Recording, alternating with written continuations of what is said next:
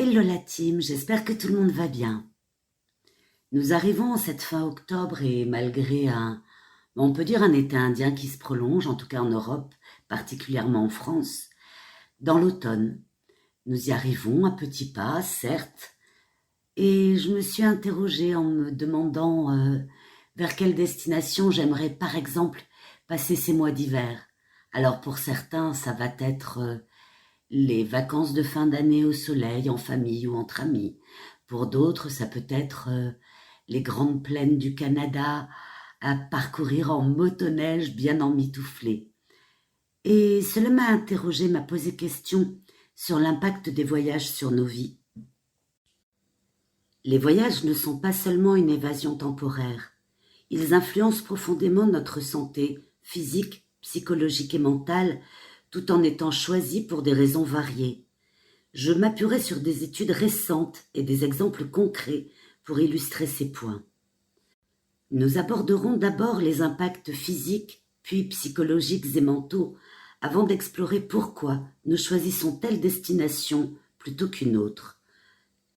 Les voyages semblent être un pilier de notre bien-être.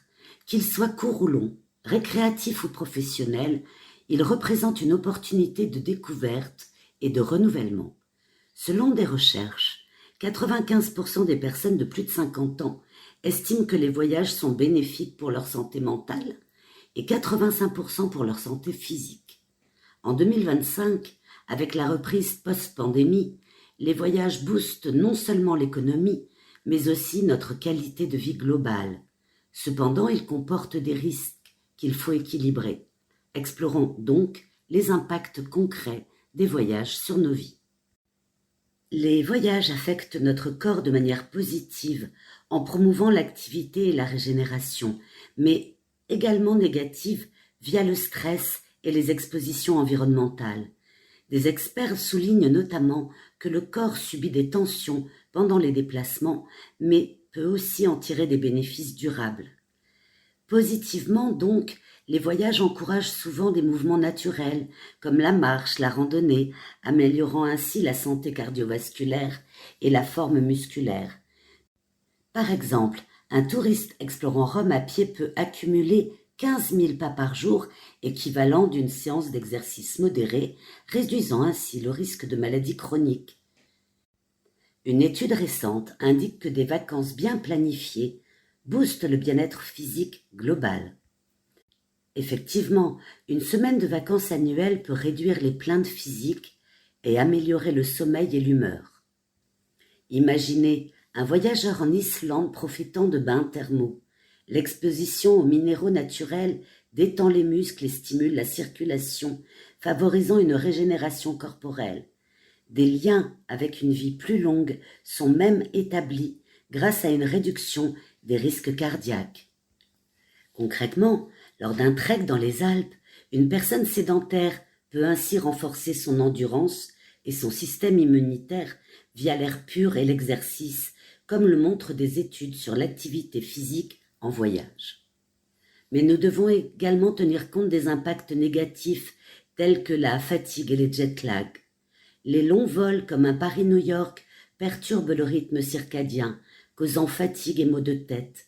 Par exemple, un voyageur d'affaires peut souffrir de déshydratation en avion, aggravant des problèmes existants. De plus, en zone tropicale comme au Costa Rica, l'exposition aux moustiques peut entraîner des maladies comme la dengue, impactant la santé physique. Une étude sur les crises comme le Covid-19 souligne comment les voyages limités affectent l'activité physique et la santé. Concrètement, un voyage en Asie du Sud-Est peut exposer à une intoxication alimentaire due à des aliments inadaptés, causant ainsi des troubles digestifs certes temporaires, mais nécessitant une préparation médicale. On peut donc en conclure que les voyages revitalisent le corps, mais exigent des précautions pour éviter les effets néfastes.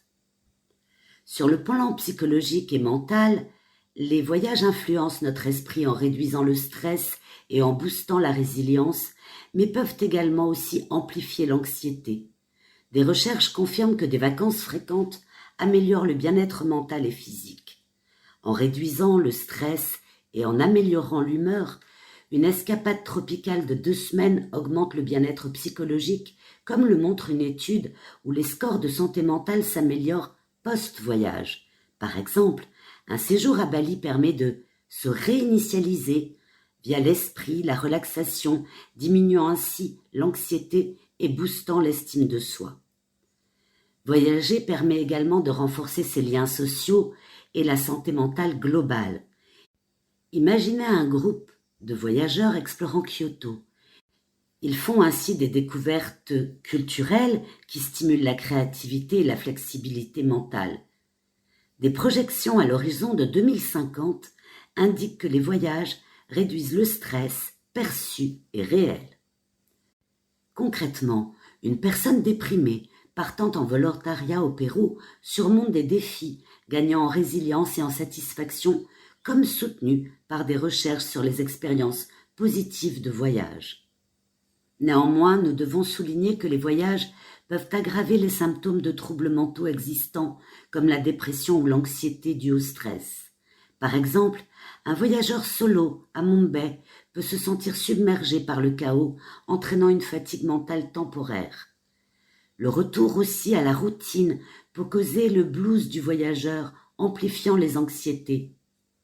Autre exemple, lors d'un voyage organisé en Italie, une personne introvertie, peu enclin à se lier à un groupe, peut souffrir d'une surcharge sociale, aggravant son anxiété, comme le notent des études sur les effets mentaux des voyages. Globalement, les voyages enrichissent l'esprit, mais doivent être adaptés à l'état mental individuel. Alors pourquoi choisir telle ou telle destination ? Le choix d'une destination reflète des facteurs socio-démographiques, économiques et psychologiques. Entrent en ligne de compte l'âge, le genre, les revenus, la personnalité qui influencent les décisions de nos destinations. Par exemple, les jeunes préfèrent l'aventure, tandis que les familles optent pour la sécurité. Une étude sur les touristes bangladais montre que la beauté naturelle et la sécurité, pour eux, sont primordiales. L'image de la destination, l'expérience de marque et d'interactivité, notamment via les réseaux, joue un rôle clé. Par exemple, une promotion sur un vol pour les Maldives peut décider un voyageur budgétaire. L'accessibilité, le coût et les ressources environnementales sont aussi cruciaux. Par exemple, un couple choisissant la Grèce pour ses sites archéologiques illustre comment l'attribution historique et l'abordabilité l'emportent sur d'autres options influencées par des avis en ligne. On peut donc en conclure que les voyages transforment nos vies en boostant notre santé physique via l'activité, en enrichissant notre bien-être psychologique et mental par la découverte, tout en étant choisis pour des raisons personnelles et pratiques. Cependant, il nécessite une planification pour maximiser les bénéfices et donc minimiser les risques. Comme le dit une recherche récente, voyager plus signifie vivre plus longtemps et mieux. Je vous encourage donc à voyager consciemment. Quelle sera votre prochaine destination ? Dites-le moi en commentaire. Je vous remercie pour votre attention. J'espère que le sujet vous aura intéressé. Merci de liker, de partager et de vous abonner à cette chaîne si ce n'est déjà fait. Je vous souhaite de jolis projets parce qu'un passeport n'ouvre pas seulement des frontières, il ouvre également des vies. Voilà, rêvez, voyagez, expatriez-vous si vous le souhaitez, mais surtout soyez sages, mais pas trop.